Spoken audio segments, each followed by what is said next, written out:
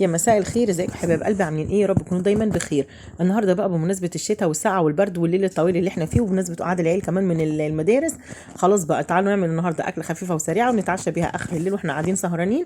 عملنا مع بعض الرز المعمر. تعالوا نشوف مع بعض المقادير بتاعتنا ايه. معايا 4 معالق من السمنه البلدي او 5 معالق كبار من السمنه البلدي. معايا مج واحد او كوبايه واحده من السكر العادي جدا. ومعايا كمان حوالي ربع كيلو من القشطه. ومعايا 5 كوبايات من الرز. ومعاهم عليهم كيلو ونص من اللبن الحليب بخيره. اول حاجه هنعملها النهارده هنعمل صينيتين مع بعض او طاجن، والصينيه البريكس بتاعتنا. الطاجن كان مقاس صغير حوالي مقاس 28، والصينيه متوسطه. هنجيب اول حاجه الصينيه بتاعتنا، ندهن القاع بتاعها كده من تحت عشان خاطر الرز يبقى متحمر معايا واخد طعم السمنه وله ريحه حلوه. هندهن قاع الصينيه كده من تحت، وقاع الطاجن معايا كمان بالسمنه البلدي بتاعتنا. تعالوا بقى نشوف المقادير بتاعتنا هنحطها ايه بالظبط، ونشوف هنحط كام على كل صينيه. الطاجن بتاعي دوت مقاس 28 بالظبط. هنحط عليه بمقدار بالظبط كوبايتين اتنين من الرز، وثلاث كوبايات او 3 كوبايات ونص من الرز في الصينيه البايركس بتاعتنا. انا عايرته بالظبط وشفت الكميه اللي بتاخدها ايه، وجربت قبل كده كذا مره عشان اعاير الصينيه بتاعتي دي بتاخد كميه قد ايه بالظبط. وطلع هو ده المقدار المظبوط بتاعي. الطاجن مقاس 28 بياخد كوبايتين اتنين من الرز، والصينيه بتاخد 3 كوبايات من الرز. بحط عليهم بالظبط كيلو ونص من اللبن الحليب على الصينيتين. ما بضيفش ليه اي ميه خالص. هننزل بقى كوبايتين رز هنا و3 كوبايات رز الناحيه التانيه. هننزل بقى بالسمنه البلدي بتاعتنا، هنحط معلقتين كبار هنا ومعلقتين كمان الناحيه التانيه. ونغلف بقى الرز، نفضل نقلب فيه لحد ما نحس ان الرزايه بتاعتي اتغلفت كويس جدا بالسمنه البلدي اللي معايا. غلفي بقى السمنه البلدي كده بالرز، بيديني طعم ونكهه جميله جدا. بالنسبه بقى للسكر، هنحط نص كوبايه السكر هنا ونص كوبايه السكر الناحيه التانيه، لان احنا ما بنحبش الرز المعمر يكون سخن. وهنحط بقى شعرايه صغيره من الملح، حوالي نص معلقه بالظبط من الملح الناحيه دي والناحيه دي. وكمان تكه حلوه عشان الرز المعمر يطلع معاكي مفلفل وجميل وما يكونش معجون في بعضيه او ملزق. هتحطي معلقه من الزيت على كل صينيه. معلقه واحده من الزيت بيخلي الرز معاكي مفلفل وجميل جدا، وخصوصا لو عندك بقى زيت ذره كريستال او عباد الشمس بيبقى طعمه تحفه جدا جدا يا جماعه، وجربوا مش هتندموا. وبصراحه عمل فرق جامد معلقه الزيت اللي انا حطيتها. واحده صاحبتي من الارياف هي قالت لي على معلقه الزيت دي حطيها على رز المعمر، هيخلي الرز مفلفل وجميل، والواحده بوحدتها ما يبقاش معجون معاكي. معايا بقى هنا ربع كيلو من القشطه، هننزل بمعلقتين كبار من القشطه على كل صينيه، او 3 معالق زي ما انت حابه تزودي القشطه بتزودي، بس بصراحه الرز المعمر من غير قشطه ما يبقاش رز ابدا. انا جربته مره كده ومره ما كانش عندي قشطه وعملته من غير القشطه، بصراحه القشطه بتفرق كتير جدا جدا في الطعم. هنقلب بقى الرز بتاعي كده بالسمنه البلدي بتاعتي ومع القشطه، ونغلف الرزايه كويس جدا لحد ما تحسي ان الرزايه خدت لون السمنه معاها. قلبي كويس الصينيتين مع بعض، وبعد كده بقى هننزل بكميه اللبن بتاعتنا. تمام كده خلاص غلفنا الرز كويس، ننزل بقى بكميه اللبن. هنحط حوالي 3 كوبايات من اللبن على الطاجن الصغير ده. وهنحط 5 كوبايات او 6 كوبايات على الصينيه على حسب ما تاخد معايا. انا بالظبط خدت الصينيه مني 5 مجات من اللبن، والطاجن خد مني 3 مجات بالظبط، وما زودتش عليها اي ميه خالص، لان كنت نقع الرز بصراحه طلع مفلفل وجميل جدا معايا، وهتشوفي دلوقتي النتيجه قدام عينيكي. خلاص كده هننزل بقى بالرز معانا باللبن، 3 كوبايات على الطاجن الصغير ده، و4 كوبايات على الصينيه البايركس بتاعتنا، او نفس المج اللي عايرت بيه الرز هو نفسه اللي بعاير بيه اللبن. يديني نتيجه مظبوطه وتطلع المقادير معايا 100%. طبعا لو انت عايزه تعملي في صينيه اكبر بتحددي الصينيه على حسب المقاس بتاعك. الرز بقى كان عليه طبقه جميله جدا من القشطه، رحت شايلاها وموزعاها على الطاجن وعلى الصينيه بتاعتي. تمام كده نبدأ بقى ننزل بكمية اللبن. عدي معايا، ادي واحد، اتنين، تلاتة. وعشان طبعا انا ما كنتش مالية كوبايات قوي، زودت نص كوباية بالظبط او ربع كوباية كمان. بس كده ما زودتش اكتر من كده على الطاجن ده.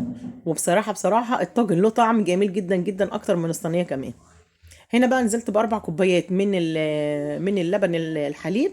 لو انت بقى حابة تعمليه بلبن البقري انت حرة، بس انا كنت عندي لبن جاموسي بصراحة كان طعمه جميل جدا. نديها بقى تقليبه مع بعض كده، ونبدا بقى نحطها في الفرن زي ما هي كده. نصيحه بقى عشان تسوي الرز المعمر صح، تولعي عليه الفرن والشوايه مع بعض. حطيه على الشبكه في النص وسويه على درجه حراره 180 او 200 بالكتير قوي. وولعي الشوايه معاكي عشان لازم الرز ياخد وش حلو من فوق ومن تحت. ادي معلقه الزيت اهي قلت لك عليها، بتخلي بقى الرز بصراحه بيفرق جامد جدا جدا في الطعم.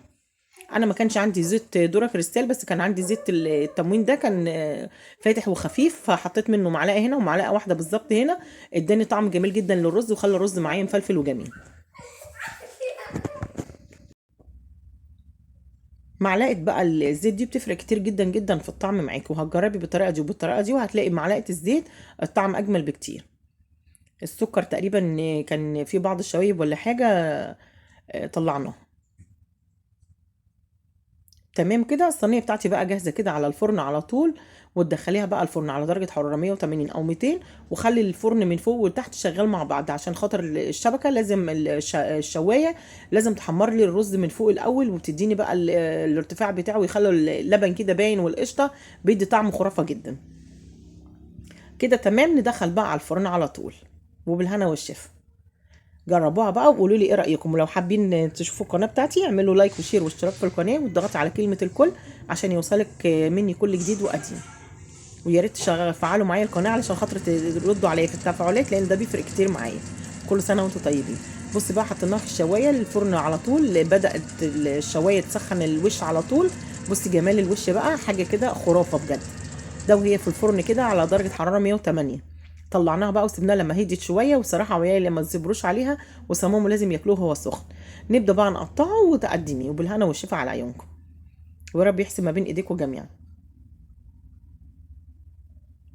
طريقه بقى جميله اتعلمتها من اسرار المطبخ مع سمر، بتغزغزي كده الوش بالشوكه بتاعتك او بالسكينه، تفتحي له كده في مسامات صغيره صغيره في صينيتين، وبالسكينه كده وخليها توصل لحد تحت شويه، عشان خاطر ايه، اما تنزلي السمنه البلدي بتاعتك تتشرب منها. ولو عندك بقى معلقه قشطه كمان، رشي بقى على الوش واتفرجي على جمال الرز المعمر بتاعك.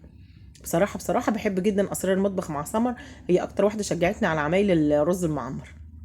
معلقه السمنه بقى على الوش بتخلي الرز معاكي خطير جدا، والريحه والطعم ما حصلوش.